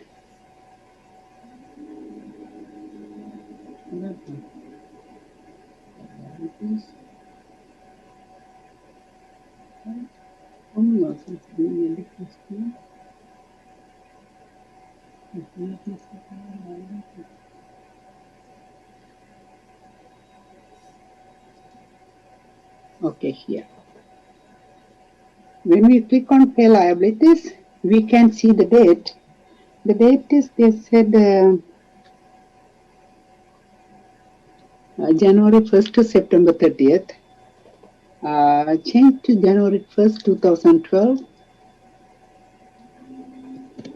to September 30th.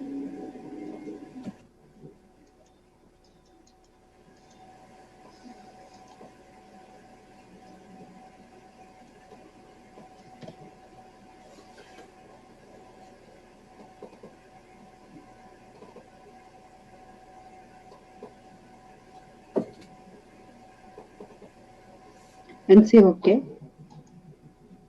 Then you can see all the deduction from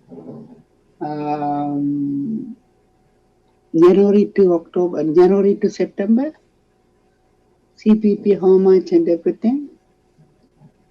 Now you can put the tick mark for this plan, HIDA, RRSP, medical customers, and when you click on CPP, it's automatically click everything. The last one is WJSIB.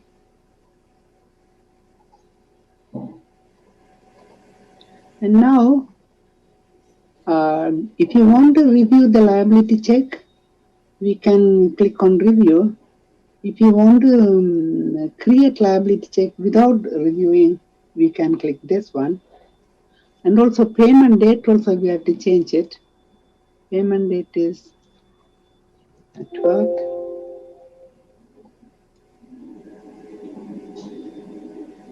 Payment date, which date it says?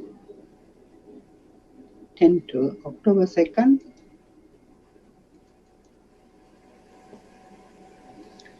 And now I'm going to review liability check. Click on review. See, this is the check. You are going to print it.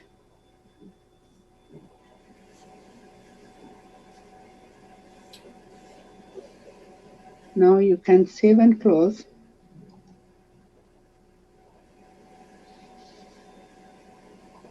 Now you can print this one. These are the liability check you are going to print. Workers' compensation, receiver general, Ministry of Finance, HIDA estimate. And if you want to see these checks, you can go back to write checks and you can see everything. Workers' compensation you have, receiver general you have, Ministry of Finance, HIDA investments. Those are the medical and the RRSP, those things. The payroll is very easy to work with the software. Everything will do it automatically because every year they are updating with Revenue Canada.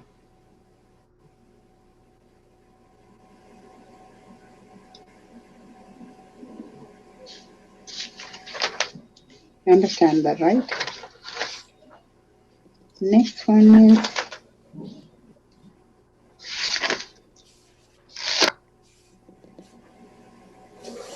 Next one is 551, page 551.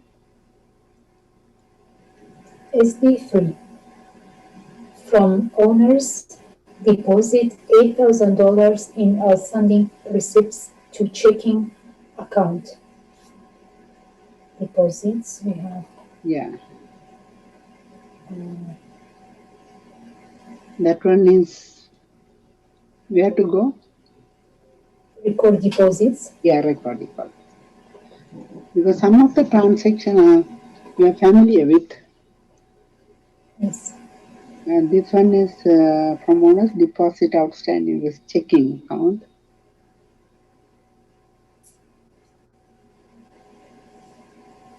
And select all, these are the $8,000.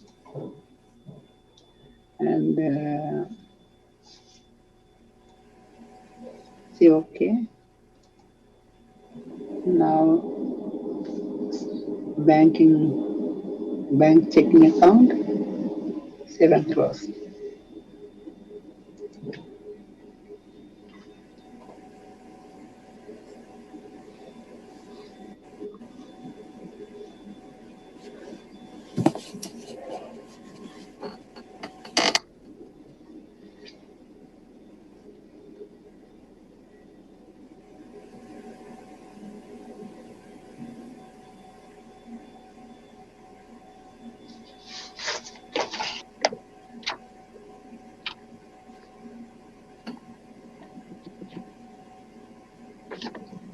Next one. SD4 self-estimate. Juneta Woodslea $6,900 plus $628 HSD for redecorating living room, including painting, reupholstering furniture, and balloon style balance with drapes. Invoice total $7,728. This is sales estimate. Yeah, this is the estimate.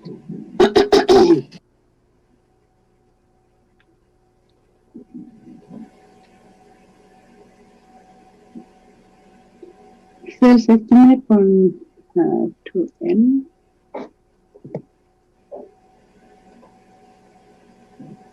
The date is October 2nd. And item is calling room and the painting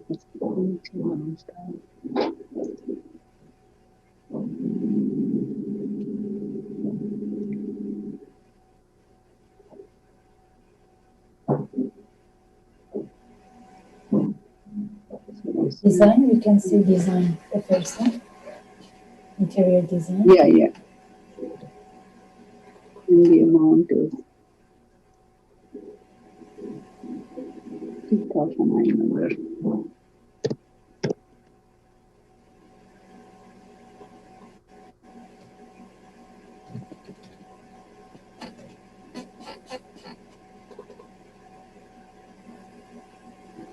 The sales estimate number is 38.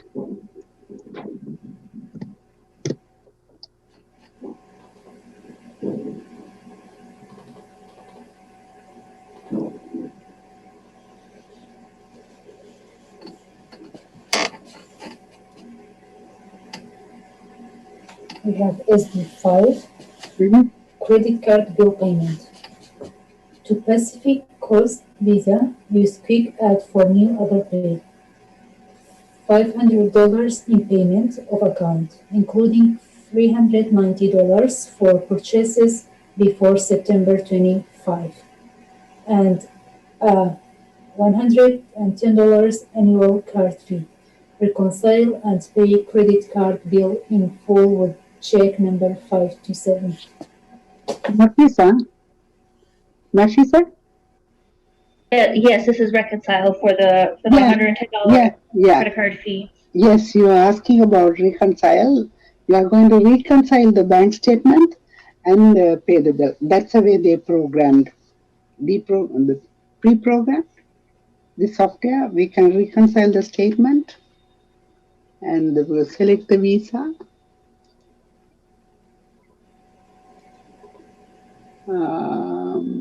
Date is October 2nd, 2012.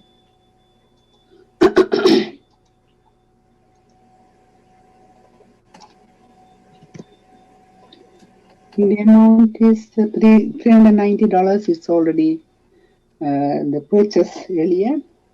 And now $500 in payment of account, including $390. Oh, that one is the ending balance is $500 because the charges is $110 annual fee. That one you are going to do it here. This is your ending balance, right?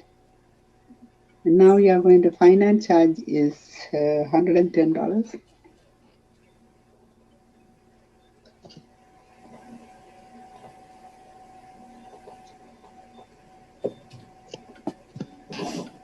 And this date is October.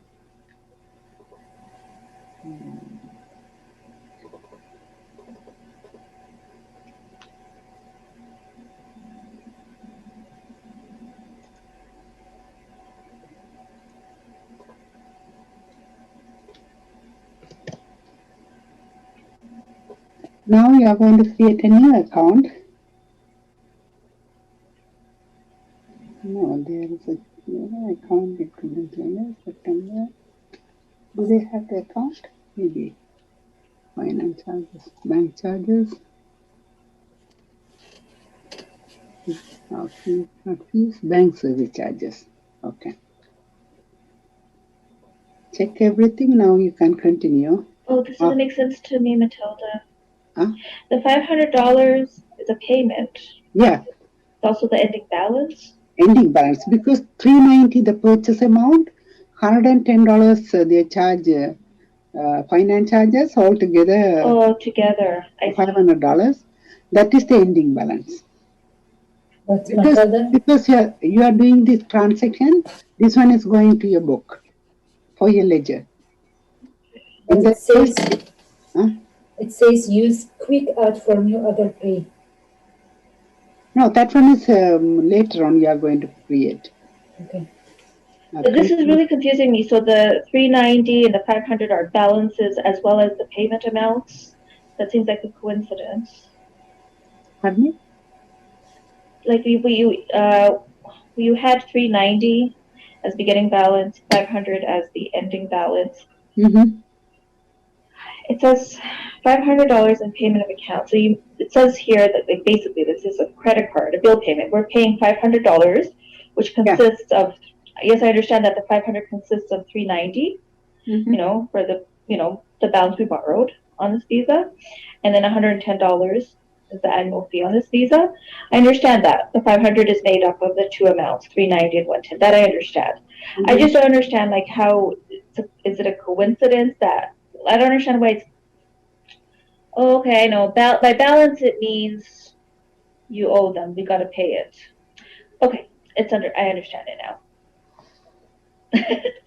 Obviously, a balance is something you owe. I know that's right. Okay, but this is a bill payment. Why are we selecting Visa payable? Oh, because we're debiting it. We're debiting Visa payable. Yes. Got it. Thank you. I understand now. Thank you. September 25th. I just would really love it if it said instead of beginning balance or ending balance, I wish it had said payment amount. That would have been so much more simpler to me. Payment amount, according to the according to your bank statement, your payment amount is $500. Right.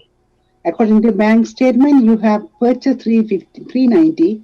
That is your previous purchase, and also they charge $110 for bank charges. Really. Right. Then the total amount is $500 in your statement. So we already have the $390 information. Yeah.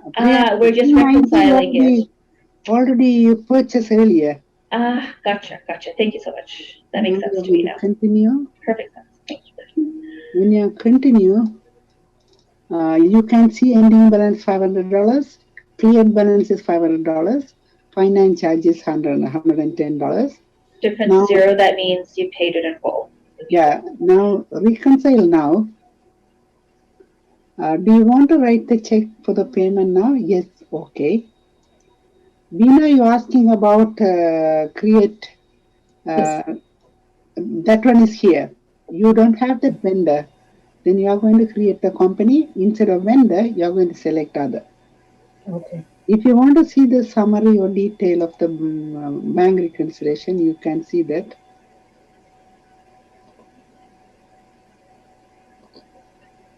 This is your beginning balance, 390, and your charges is 110. Altogether, you are paying $500. Now, close this screen, and now you are going to create the vendor, not the vendor, the company. SP Cost Visa.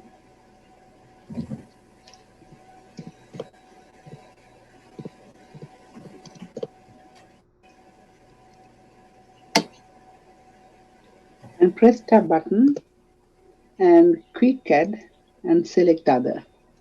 This is the one you are talking about. Yes. Yeah.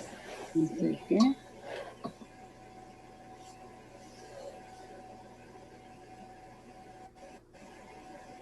Oh, I made a mistake in the spelling. That's okay. And now the check number is 527. 527. Yeah. Now you can print the check and send it to them, or save and close.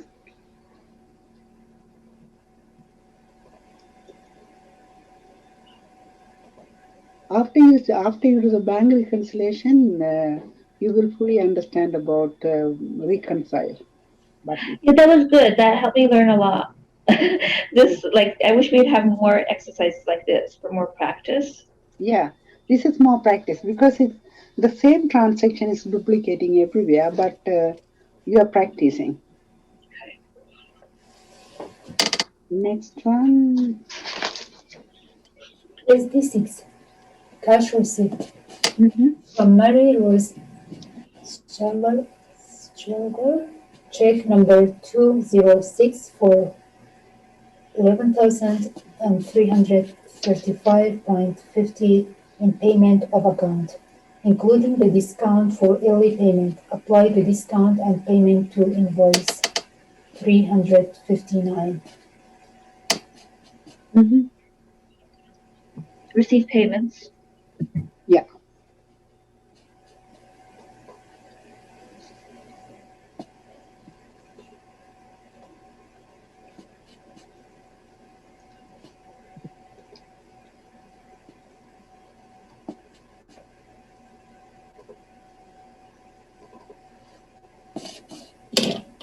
First, you are going to calculate the discount. Change the date for October 2nd. That's fine. Now you are going to calculate the discount. Select sales discount.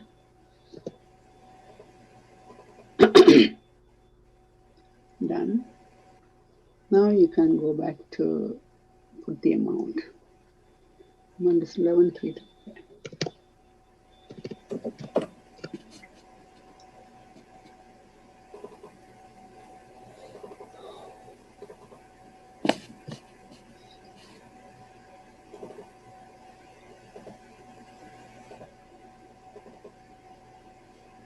Date and everything. The check number is 206.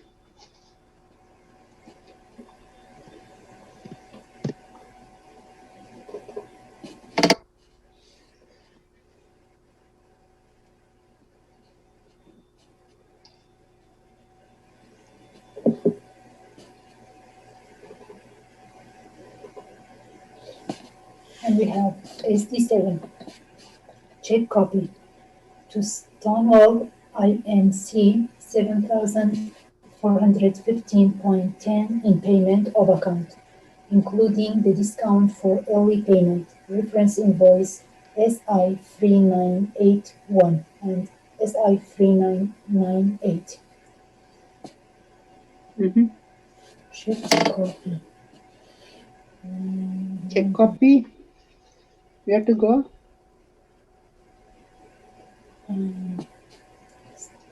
Create sales receipt. You're paying, right? Pay bills. Yeah, pay bills. Yes.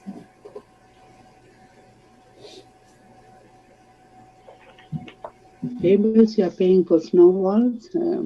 Yeah. Which invoice is that? 2 invoices. 2 invoices, and now set the discount. Bernard, I just want to let you know the trick I use is I look at the keywords to and from.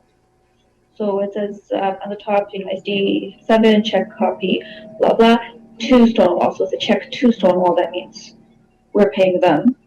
I just use these small keywords like to and from. Oh, okay. To decide, to figure out which way it's going. Now select the discount. And this one is for one invoice, and the other one is this one. Now we have to set discount. The one also done. Now both are good. Both discounts are counted. Now the balance is you are paying only 7,415.10. And check copy 528. Assign the check number. Here's the elected bills. 528.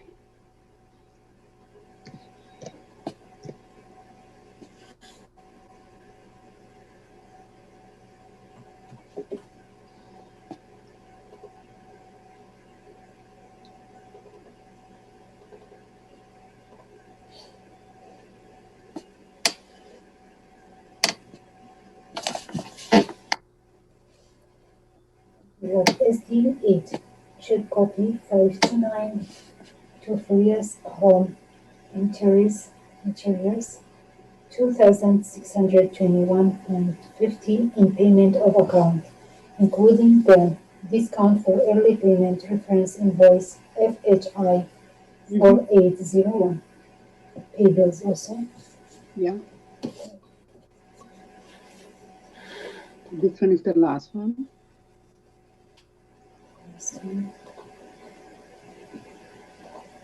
Set the discount. Purchase discount. Done. And assign the check number 529.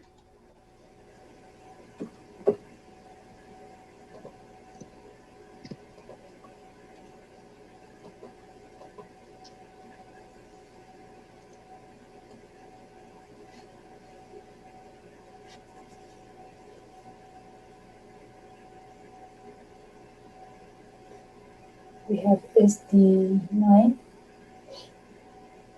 Check copy 530 to Ernest Greens $902.88 in payment of account, including discount for early payment reference invoice GG 559.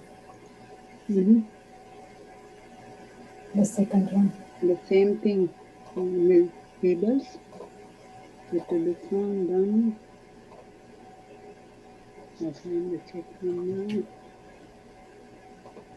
It's 530.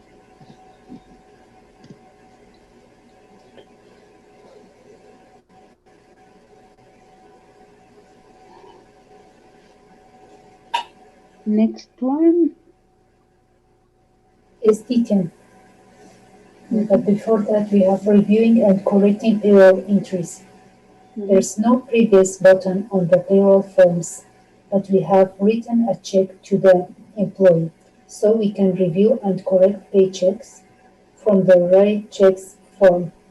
In the next transaction, we will correct the paycheck created for Trapper. Refer to the following source documents as we work through the steps to correct. SD10. From owners correct the paycheck for Draper. It should have included 7.5 hours overtime. Draper has returned the incorrect check number 522. Okay. You're going to Yes. write checks? Yeah, because all the checks from pay bills or payroll, if you want it correct, you have to go to write checks. Even the pay bills also, you have to go to write checks. Click on write checks Yes. and select wrapper. You can choose find also. It said there's no previous button. Yeah, I have previous button. Yes. Oh, it's payroll forms. Never mind. Okay, we can select from here.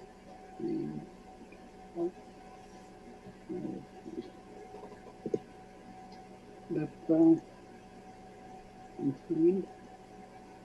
Okay, this is the one. This is the one we have to change it.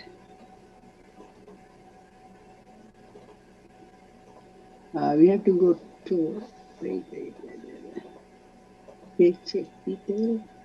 We have to go here, then we can see the paycheck detail. Everybody is here? Yes. Click on this paycheck detail. Then instead of 4 hours, 7.5, yeah. Overtime. Overtime is 7.5. 7.5. You are going to cancel the check and rewrite a new check.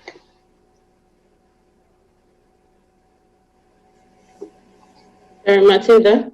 Yeah? The overtime is 7.5. You were 7.3. Means 7 hours and half. Which means 7 and 30 minutes. This one, right? Yes. Okay, thank you. Thank you. You're welcome.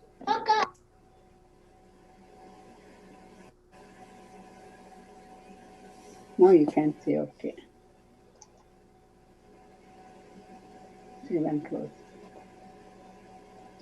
You have changed the transaction. Do you want to record the changes? Yes.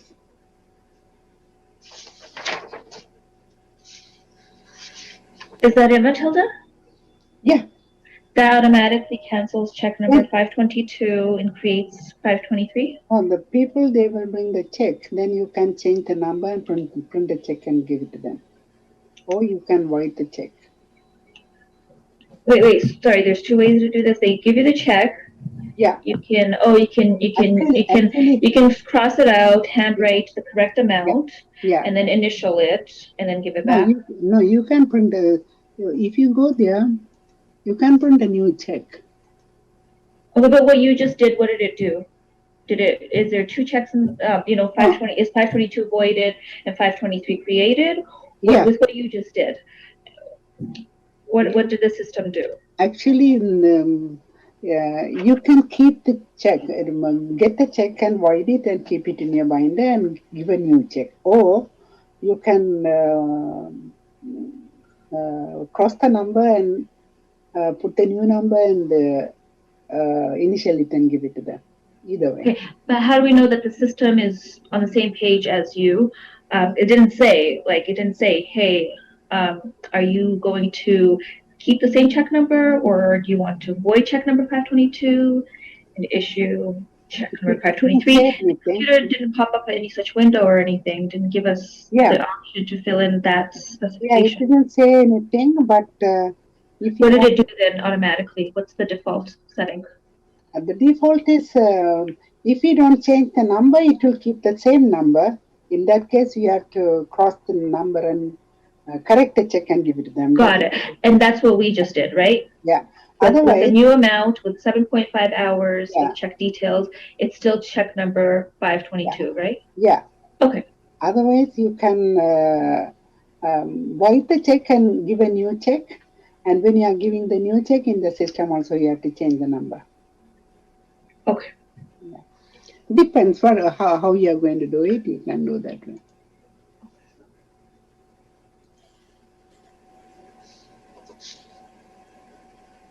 You as the accountant, would you like in the real world? You'll know then at that point you'll have authorization or not. Yeah, actually Right. what I'm doing is if anybody bring the check, instead of, because you have to write the amount also, right? Right. Yeah, then instead of messy check, I'm giving the new check. Okay. I cross it and keep it in my binder. We have to keep the void checks in the binder. Then I'm giving the new check. Okay. Actually, nowadays we are direct deposit. You don't have any problem with this. If it is direct deposit, if you made any mistake, we are adding the hours with the next paycheck. That is the way we are doing in the real life. Depends on the person. Sometimes they won't accept. Some people, normally all the employees they will accept with the next check. But the system is the book is teaching how to correct if you have any wrong information. Okay. Next one is SD11, page 555. Excuse me, Matilda. Yeah. I have to leave you now. Okay. Okay. Thank you very much for the lesson. Thank you. And I'm going to, yes, I'm going to continue to work. yeah. I need an important phone call to make. Okay. Thank you so much, Valentina. Thank you. I will send an invitation you whenever I have time. Okay. All right. Thank you very much, Matilda. You're welcome. All the best to you. Bye, guys. Bye. Bye, Valentina. Have a nice day. I think everybody is going to leave at 4 o'clock, right? Yes. Yeah, time's up. We are tired today. Next time we are going to start with the ABC company.